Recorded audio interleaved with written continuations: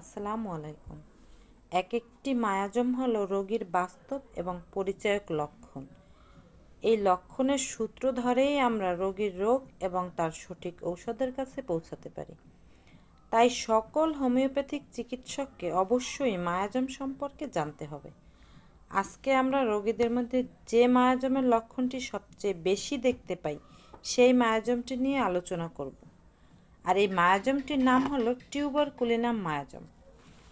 এদের রোগ লক্ষণগুলো ঘুরে ঘুরে আসে, এমনকি চিকিৎসা চলাকালীন সময়েও পূর্বের লক্ষণগুলো ফিরে আসে।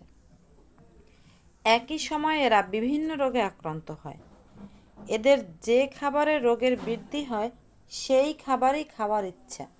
যেমন মনে করেন, কোনো একটা রোগীর যদি চিংড়ি মাছ খেলে অ্যালার্জি হয়, কিন্তু সেই রোগী চিংড়ি মাছই খেতে চায়। বিনা কারণে ঠান্ডা বা সর্দি লেগেই থাকে। যথেষ্ট পানাহার সত্ত্বেও দুর্বলতা, শুষ্কতা এবং শীর্ণতা প্রাপ্ত হয়। এদের মধ্যে প্রচণ্ড কুকুরের ভয় বিদ্যমান থাকে, উদাসীনতা ও চিন্তা শূন্যতা।